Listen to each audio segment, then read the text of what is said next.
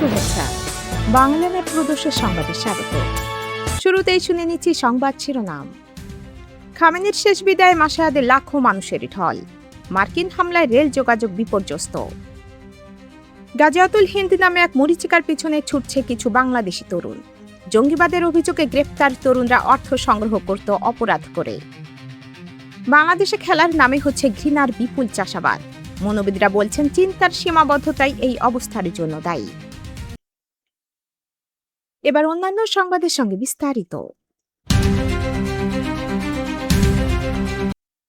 ইরানের প্রয়াত সর্বোচ্চ নেতা আয়াতুল্লাহ আলী খামেনির দাফনকে কেন্দ্র করে তার জন্মশহর মাশহাদের সড়কে হাজারো মানুষের ঢল নেমেছে। আজ বৃহস্পতিবার ইমাম রেজা আলাইহিসসালামের মাজারে দাফনের মধ্য দিয়ে 6 দিনের শোক অনুষ্ঠান শেষ হচ্ছে। ইরাক থেকে মরদেহ পৌঁছাতে দেরি হয় জানাজা সকালের পরিবর্তে দুপুরে নির্ধারণ করা হয়। এর আগে ইরাকের নাজাফে তার কফিনে শ্রদ্ধা জানাতে প্রায় 38 লাখ মানুষ সমবেত হন। দাফন যাত্রায় অংশ নেওয়া অনেকে ট্রাম্পকে হত্যার আহ্বান সংবলিত প্লাকার্ড বহন করেন। এদিকে মার্কিন বিমান হামলায় দুটি সেতু ধ্বংস হওয়ায় তেহরান ও মাশহাদের মধ্যকার ব্যস্ততম রেলপথটি অবরুদ্ধ হয়ে পড়েছে। গত 28 ফেব্রুয়ারি মার্কিন ইসরায়েলি হামলায় খামেনি নিহত হন। সম্প্রতি হরমুজ প্রণালী ঘিরে উত্তেজনা বাড়ায় মার্কিন হামলায় ইরানে আরও 14 জন নিহত হয়েছেন। গত কয়েক বছর ধরে তরুণদের মধ্যে দুটি শব্দ প্রবল জনপ্রিয়তা অর্জন করেছে। গাজিয়াতুল হিন্দ। ভারতে যেমন বিজেপি এবং হিন্দুত্ববাদীরা অখণ্ড ভারত নামে এক অলীক কল্পনায় তরুণদের ডুবিয়ে দিয়ে হাসিল করছে রাজনৈতিক ফায়দা, তেমনিভাবেই ভূরাজনৈতিক বাস্তবতা বিবর্জিত ধারণার উপর ভিত্তি করে বাংলাদেশের তরুণদের বিপথে ঠেলে দিচ্ছে একটি গোষ্ঠী। ঢাকার যাত্রাবাড়ি থেকে উগ্রবাদী সন্দেহে গ্রেপ্তার 6 জনের সঙ্গে এখন পর্যন্ত দেশি বা আন্তর্জাতিক কোনো সংগঠনের যোগসাজশ না পাওয়ার কথা জানিয়েছে পুলিশ। তবে দলটির মূল নেতা শাহ আমানত সাবির উগ্রবাদে জড়িয়েছেন বলে 3 দিনের জিজ্ঞাসাবাদে ধারণা হয়েছে তদন্তকারীদের। সাবির পুলিশকে বলেছেন গাজিয়াতুল হিন্দ এর প্রস্তুতির অংশ হিসেবে তিনি পটকার উপকরণ দিয়ে বোমা বানানো ও বিস্ফোরণের চর্চা করছিলেন। তার বোমা বিস্ফোরণের একটি ভিডিও এর মধ্যে সামাজিক যোগাযোগ মাধ্যমে ছড়িয়েছে। সংগঠন চালাতে তারা খুলনায় ইজিবাইক চালকের কাছ থেকে ছিনতাই করার কথাও বলেছেন পুলিশকে। ওই অটো চালককে তারা বিধর্মী ও হিন্দুত্ববাদী একটি সংগঠনের সদস্য হিসেবে চিহ্নিত করে ছিনতাইয়ের ঘটনাটি ঘটায়, যাতে একই সঙ্গে তাদের সংগঠন চালানোর টাকাও পাওয়া যায়। আবার তাদের বিচারে এটা কোনো জুলুম বা অপরাধের পর্যায়ে না পড়ে। সারিয়া নামের এই পদ্ধতি বিভিন্ন দেশের জঙ্গিদের কাছে বেশ জনপ্রিয়। তারা মনে করে ইসলামের প্রয়োজনে চাইলে অপরাধমূলক কার্যক্রমের মাধ্যমে অর্থ উপার্জন করা যায়।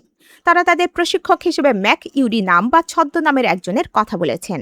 এখন সেই ম্যাক ইউরির বিষয়ে খোঁজ নিচ্ছে পুলিশ। এছাড়া যশোর সারিয়ার দোহাই দিয়ে অমুসলিম নাগরিকদের পরিচালিত স্বর্ণের দোকানে ডাকাতির প্রমাণও পাওয়া যায়।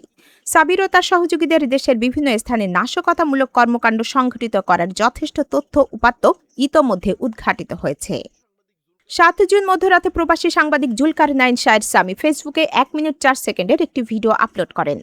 ওই ভিডিওতে সাবির ও আরও কয়েকজনকে নির্জন একটি রাস্তায় বিস্ফোরণ ঘটাতে দেখা যায়। বিস্ফোরণের পর তারা আল্লাহর নামে তাকবীর দেন। এ সময় ব্যাকগ্রাউন্ডে একটি গান বাজছিল, যেটি আন্তর্জাতিক জঙ্গি সংগঠন ইসলামী স্টেট বা IS এর গান বলে তারাই পুলিশকে জানিয়েছে। গাজিয়াতুল হিন্দের কথা বিভিন্ন হাদিসে এসেছে। এখানে বলা হচ্ছে হিন্দুস্তান তথা ভারতীয় উপমহাদেশে মুসলিম ও অমুসলিমদের মধ্যে একটি যুদ্ধ হবে এবং সেখানে মুসলমানদের বিজয় হবে বলে ভবিষ্যৎবাণী করে গেছেন ইসলামের নবী মোহাম্মদ। CTTC বলছে ম্যাক ইউরি নাম বা ছদ্মনামের এক ব্যক্তি তাদের এসব মার্শাল আর্ট প্রশিক্ষণ দিয়েছে। পরে সাবির নিজে ফাতাহ কম্ব্যাট সিস্টেম নামে মার্শাল আর্ট শেখানোর একটি একাডেমি খোলেন খুলনায়। ম্যাক ইউরির বিষয়ে জানার চেষ্টা চলছে।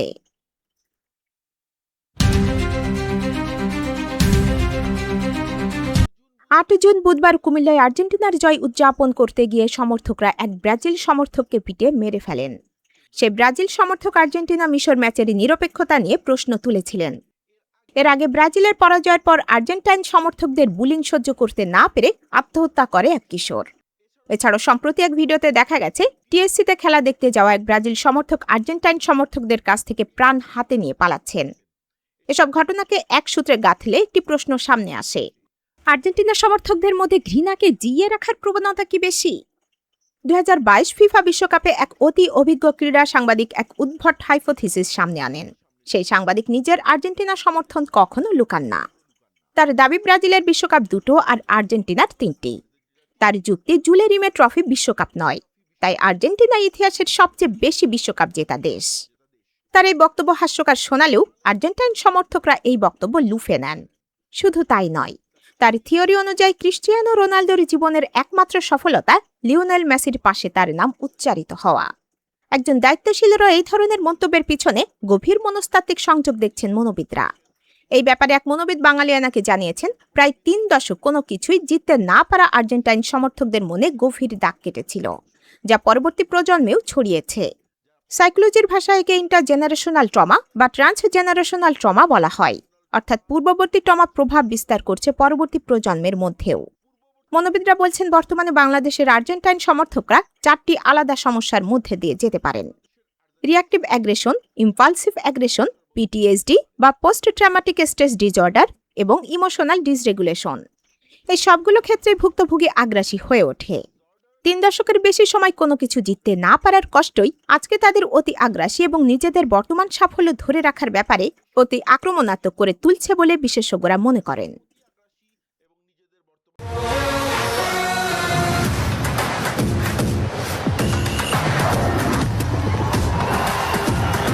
এবার শুনে নিচ্ছি ফিফা বিশ্বকাপের খবর। আটলান্টায় মিশরকে 3-2 গোলে হারিয়ে আর্জেন্টিনার কোয়ার্টার ফাইনাল নিশ্চিতের পর ম্যাচটিতে বিতর্কিত রেফারিং নিয়ে সমালোচনা চলছে। মিশরের গোল বাতিল সহ কিছু সিদ্ধান্ত আলবিসেলেস্তেদের পক্ষে যাওয়ায় আর্জেন্টিনা ফিফার বাড়তি সুবিধা পায় বলে আলোচনায় পুনরায় সামনে এসেছে। তবে ফ্রান্সের কোচ দিদিয়ার দেশম এই দাবি উড়িয়ে দিয়েছেন। কোয়ার্টার ফাইনালে মরক্কোর মুখোমুখি হওয়ার আগে সংবাদ সম্মেলনে দেশম জানান, রেফারিং নিয়ে বিতর্কের সুযোগ থাকলেও তিনি রেফারিদের উপর আস্থা রাখেন। কাকতালীয়ভাবে ফ্রান্স মরক্কো ম্যাচের প্রধান রেফারি ফাকুন্দো তেলো সহ 5 জনই আর্জেন্টাইন। পেনাল্টি নিয়ে বিচলিত না হয়ে ফরাসি কোচ বলেন, রেফারিরা মাঠে নিয়ম সুশৃঙ্খলভাবে প্রয়োগ করছেন। শেষ 8 মিশরের ক্ষোভের মুখে পড়া আর্জেন্টিনা আগামী 12 জুলাই সুইজারল্যান্ডের মুখোমুখি হবে।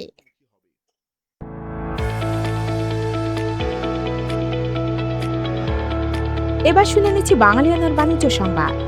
কারখানায় আসা ভুট্টা যাচাই বাছাই শেষে স্বয়ংক্রিয়ভাবে প্রক্রিয়াজাত হয়ে ক্যানে বা কৌটায় জমা হয়। সেই কৌটা মুখ বন্ধ করে নির্ধারিত তাপমাত্রায় সংরক্ষণ করা হয়। তারপর কন্টেইনারে করে ইউরোপের বিভিন্ন গন্তব্যে চলে যাচ্ছে। দিনাজপুরের পার্বতীপুরে বাংলাদেশ স্পেনের যৌথ বিনিয়োগে স্থাপিত স্পেন বাংলাদেশ অ্যাগ্রো ইন্ডাস্ট্রিজ গত 6 জুন ক্যানজাত ভুট্টা রপ্তানি শুরু করেছে। প্রথম চালানে কয়েক ধাপে স্পেন, ইতালি, পর্তুগাল সহ ইউরোপের কয়েকটি দেশে 200 কন্টেইনার ক্যানজাত ভুট্টা যাচ্ছে, যার আর্থিক মূল্য $60 লাখ, যা দেশীয় মুদ্রায় 73 কোটি 20 লাখ টাকার সমান। বাংলাদেশের পরিচিত শিল্প গোষ্ঠীগুলোর অন্যতম শেলটেক গ্রুপ বিশ্বের অন্যতম শীর্ষস্থানীয় প্রক্রিয়াজাত কোম্পানি স্পেন ভিত্তিক সেলেরিও গ্রুপের সঙ্গে যৌথ বিনিয়োগে পার্বতীপুরে এই কারখানা স্থাপন করেছে। প্রতিষ্ঠানটির জন্য বর্তমানে চুক্তিবদ্ধ 4000 কৃষক উচ্চ ফলনশীল ভুট্টা উৎপাদন করছেন। ইতিমধ্যে প্রকল্পটিতে 400 কোটি টাকা বিনিয়োগ হয়েছে।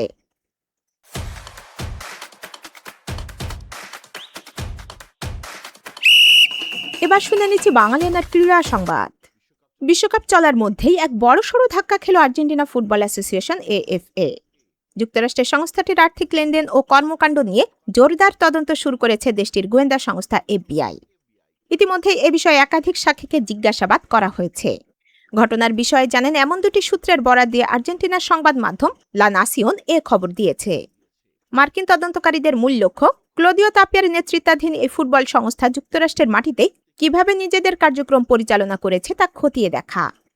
মার্কিন আর্থিক ব্যবস্থার মধ্য দিয়ে তারা কিভাবে কোটি কোটি ডলার লেনদেন করেছে এবং এর পেছনে যুক্তরাষ্ট্রের আইন লঙ্ঘনকারী কোনো অপরাধ লুকিয়ে আছে কিনা সেটাই খতিয়ে দেখছেন গোয়েন্দারা। তদন্তের অংশ হিসেবে ইতিমধ্যে ব্যবসায়ী গিয়ের্মো তোফানিকে টানা 3 ঘণ্টা ভিডিও কনফারেন্সের মাধ্যমে জিজ্ঞাসাবাদ করা হয়েছে।